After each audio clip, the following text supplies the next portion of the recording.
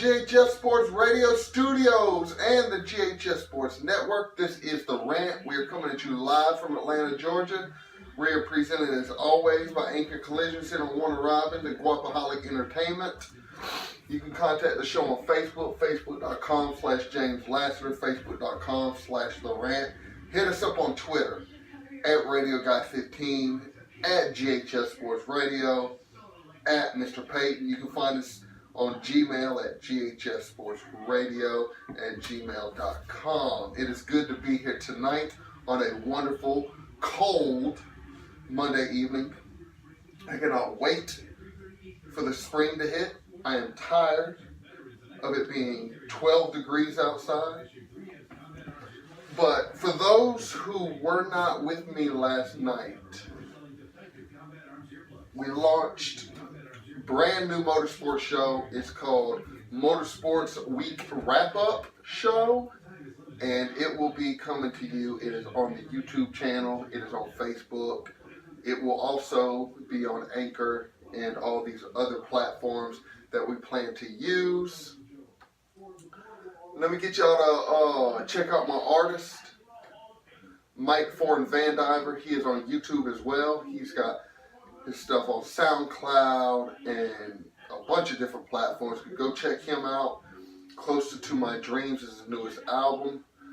You can contact him at facebook.com/Mike Van Diver. So, last night, I gave everybody a little bit of a nugget on, gave everybody about 24 hours to chew on this nugget on what I was planning to talk about today. And first of all, let me say this, because I'm going to get to LeBron here in a minute, and I'm gonna touch on a little bit of this Bryce Harper deal. Trying to fix this cable right here. But the AAF. So I said this after the NFL season was over. I said nobody's going to watch the AAF. I watched week 1. That was it. I haven't watched a single game since. Not one. And whenever I watched the AAF, the first game, I don't remember who I was watching, but it felt like Division II football. Collegiate was. Not a bunch of big names. Actually, really no big names. There was, I believe it was Salt Lake City was one of the teams, and they were dressed in green and yellow. And to me, it reminded me, I felt like I was watching North Dakota State. And it's just how I felt. So, I haven't tuned into a game since. I may have watched, I think, 2 or 3 minutes of another game a couple of weeks ago. But if I'm only watching 2 minutes of football, that tells you that it did not grab my interest at all. So what can the AAF do to grab attention? Whether it be buying tickets, whether it be planting butts on couches and seats, parties at houses, whatever. What can they do? And I don't know what they can do, honestly. But I do know this. I do know that there are 3 names that if I'm the AAF, I'm going after them. And I touched a little bit on it last night. One of them was Colin Kaepernick. Now, we know that AAF contacted Colin Kaepernick, and Kaepernick said he wanted $20 million. Are you out of your damn mind? First of all, you're not worth $20 million in the NFL. What makes you think that you are going to get $20 million from the AAF, who have a handful of advertisers, versus the NFL, who has buku of advertisers? If they're not going to pay you $20 million in the NFL, there's no way in hell you're getting that $20 million from the AAF. So Kaepernick's out. I don't think he wants to play football. I think he's satisfied being a martyr of the NFL. I think so he claims. I think he's satisfied not playing football. And I don't think he wants to play. The second name I brought up was Tim Tebow. Mr. Timothy Tebow, right? For those of y'all who don't know, he started out. He was at Florida, drafted by the Broncos, led them to a playoff win. Tim Tebow never showed up until the fourth quarter, and he was always going on these game-winning drives, late in games. So we had the Tebow madness, or whatever it was called at the time. Kind of like, for those of y'all who pay attention to the NBA, it's kind of like insanity for a little bit. It was a little bit wild. But Tim Tebow was polarizing. He is still a polarizing figure in sports. So if I'm the AAF, I'm like, let's go get Tebow. Why not? Let's go get Tebow. But the problem with Tebow is that he's all in on the MLB right now. So I don't know if you have really any shot at getting Tebow. Actually, I don't believe you do have a shot at getting Tebow at all. So that was the second name that I think that the AAF needed to pursue. The third name, and this is where it gets a little challenging, because the third name, again, another polarizing figure.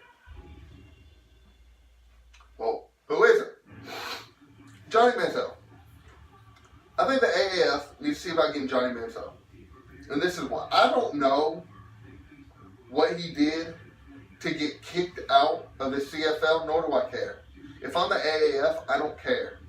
Because I'm trying to sell tickets. I'm trying to get people interested in watching the AAF. After 20 plus weeks of NFL, I need to convince fans to turn around and watch another 10 to 12 weeks of the AAF.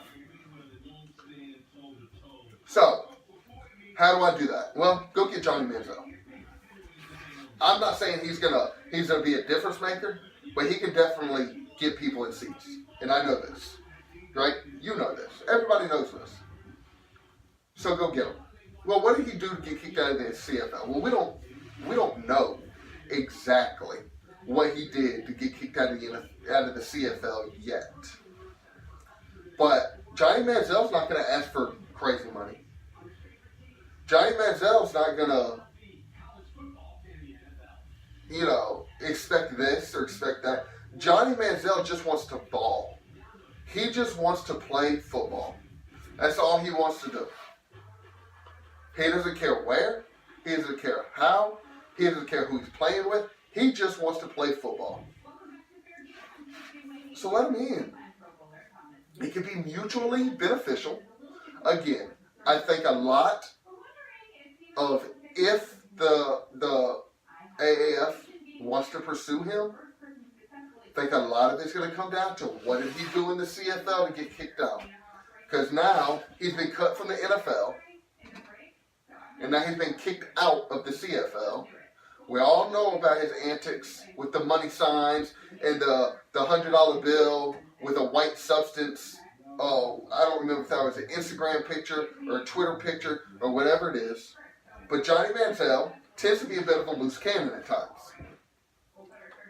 So, as a organization, if you're okay with that, if you're okay with the downside to Johnny Manziel, and you want to take a chance on him, take a chance on him. Go get him, because you're not getting Tebow, and you're not getting Kaepernick. So go get him. What's it gonna hurt? And I don't know what kind of an impact the XFL is going to have on the AAF. I don't think the XFL is going to stick around too long. I know that the first time they did it, they kind of rushed into it. But yeah, if you're the AAF, go get Johnny Manziel. Go get him. So, I want to transition. I've been messing around with my mic. Something was bothering me. So let me transition to this because I touched on this last night as well. LeBron James. Where should I start with this one? LeBron James is very very frustrated with the way things are going in LA, and I completely understand that. I'm cool with that. I understand. I mean, everybody who's ever had, a continual job, they get frustrated at work, right? But whenever you're in management, I understand LeBron's not in management, but he is a leader of that team. I need you, LeBron James, as a leader, as somebody who's been in the league for 16 years, has gone through the struggles from his first couple of years in Cleveland, and improved that roster. Well, I wouldn't say so much improve the roster as much as I would, LeBron hitting his stride. Let's be honest, he was carrying people his first term in Cleveland, and then he went to Miami. All right, but you are a leader. You got 16. I think isn't this his 17th season in the league? I need you to be a leader. Walking off the court with 7 seconds to go against the Bucks, that is not being a leader. Every time you believe that you are fouled and you do not get the call, I don't need you on a fast break down on the other end of the court fussing and arguing with the refs. I don't need you playing no defense. I need you to lead by example. I tell people this all the time. I used to be in management. And I tell people, I don't ask you to do anything that I won't go out there and do myself. I don't know how many times that I was rubbing elbows with the next guy or gal doing the same thing they were doing. I was leading by example. So LeBron, I need you to stop worrying about Space Jam 2. Stop worrying about the shop. Stop worrying about all these other projects and just worry about basketball. Just worry about basketball. Forget the politics. Play basketball. You are known for your talents on the court, not for your ability to get a bunch of your buddies into a barbershop and talk. What draws me to the TV is your ability to score a basketball, your ability to lead teams. And this year, I haven't seen any leadership since third week of the season. So that's what I need from you. And stop with all the arguing, griping about calls, and you getting frustrated with players. Well, if you get frustrated with players and you're yelling at a player and you got a fast break going the other way, it's going to be 5-on-3. Because first of all, you're not in the play, and the guy you're yelling at is not in the play. So now it's 5-on-3. That's a recipe for disaster, over and over and over. And Magic Johnson, do not, I repeat, do not give LeBron complete control of this franchise. Let me say that one more time. Magic Johnson, do not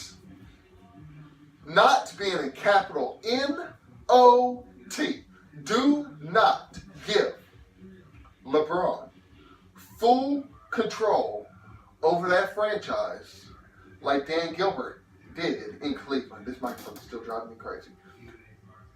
It is a recipe for disaster. Don't believe me? Just look at Cleveland's record. All those contracts that Cleveland is stuck with, those are all contracts LeBron wanted. LeBron wanted Tristan Thompson to get his, I believe it was like 4-80 or 5-80 or whatever it was. And he wanted what's his name? J.R. Smith. J.R. Smith got his money. Kevin Love. All these guys got their money because LeBron wanted them to get paid. That's why. LeBron wanted them on that roster. LeBron wanted them to get paid. They got paid.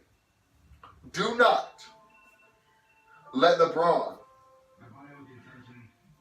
stand up to him. No. I'm not going to get rid of Luke Walton. And everybody's like, whoa, James.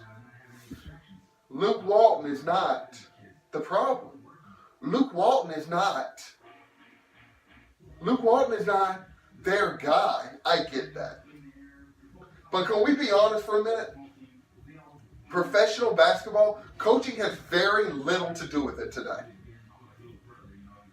It does not have near the influence on a game as it did back in the day. In the 90s, 80s. Now it's, you have so many players that are so smart out on the court that it's like they're coaching as they play. It's almost like having a player coach.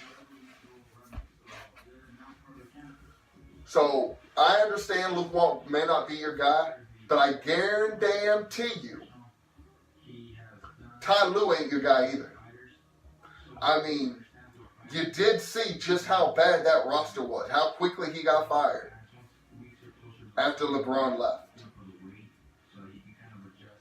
So do not give him that franchise. And here's the other thing about LeBron. The way he's been acting this year, if I'm a free agent, there's no way in hell I'm like, oh yeah, let me get some of that.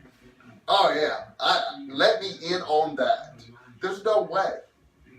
If I'm a free agent, I'm like, I will go to the Clippers. I will go to anywhere, but there's no way in hell I want anything to do with what's going on out in LA right now. If I'm Anthony Davis, I'm like, I'm staying the hell away from there. I'll go anywhere.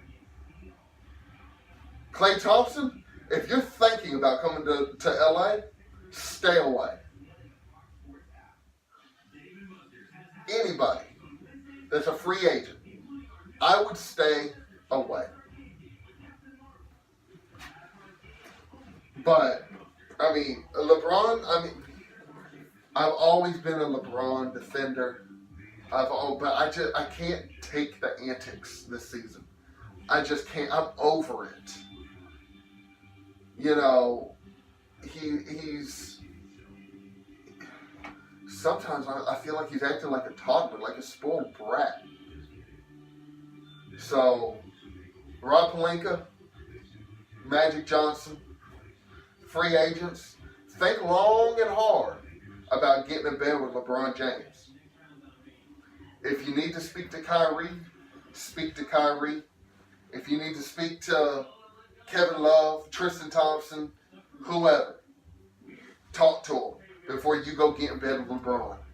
Because he is hard to play with. He's hard to deal with. I've compared him multiple times to playing for LeBron's a lot like playing for Nick Saban. You have to be all in, and LeBron is not even all in. I heard this stat today. Before LeBron got hurt, the Lakers were 10th in defensive deficiency. 10th. When he got hurt, they improved to 7th. Then he came back and they started trying to trade everybody out. And now everybody has basically quit. Their defensive efficiency in this last couple 12 games, I believe it was. I think they're 4-8 since LeBron's been back. They're 27th. 27th. That means there's only 3 teams worse defensively than the Lakers. They're giving up 120 plus points a night. I remember whenever I was growing up, if you could get to the 90s, you were doing good. And then the hundreds, and then the as the NBA, everything changed, became more of a guard-driven league and shooters, and then it started to creep up. But then you get to the Lakers, it's 130. They lose 130 to 109. I'm like, what? 130? So, but yeah, if I'm Rob Pelinka, if I'm a free agent, if I'm Magic Johnson, anybody, I gotta think long and hard because you got to deal with LeBron James for a few more years. So think long and hard about that, and you want to make sure that he does not handicap you when he's gone. And again, Johnny Manziel, AAF, go get Johnny Manziel. He comes from money. He's not going to be looking for a huge paycheck. Go get him. Whatever it takes. Whatever, within reason, of course. I mean, if he's asking for $20 million, don't give him $20 million. But whatever it takes to go get him. And again, he's not going to be asking for crazy money. He just wants to ball. He's a kid who still wants to play football. So go get him. You've been listening to a rant on GHS Sports Radio and the GHS Sports Network. Go check out my man, Mike Foreign Van Diver. I'm trying to get Eric Payne from Fort Myers, Florida, on this show. He is a big baseball guy. Him and I had a long conversation on Harper. Oh, you know what? Hold on. I got to get into that real fast. I'll be quick. I heard this today. I didn't believe it. I don't watch press conferences. I think the only press conferences I actually watch are NBA Finals press conferences. But he did a press conference the other day, and he used the words, "I want to bring a championship to DC." Oh, no, he did not. No, he did not. Bryce, that is a bad look. You play for Philadelphia now. I know the colors are similar. No, he didn't. I didn't believe it. I heard it this morning. I believe I was listening to the Dan Patrick show, maybe. And whenever I heard that, I just stopped and shook my head. Like, that's a really bad look. But y'all look up that story. That was I went back. I was like, oh my God. No, he didn't. But he did. Yes, it is true. Way to make the Philadelphia Philly fans hate you on day one. Congratulations. But yeah, check out my man Mike Foreign Van Diver. He is on YouTube, SoundCloud. Check his newest album out, Closer to My Dreams. I know he's working on a project right now. We will be up, hopefully, on all these other platforms. I'm trying to get it in the next 30 days. It's a lot of work. It's a lot of computer. And we will see y'all. My next one is going to be, I don't know. I'll get it up. But y'all check us out. You've been listening to the rant on GHS Sports Radio, GHS Sports Network. Y'all have a wonderful evening. We will see y'all next time.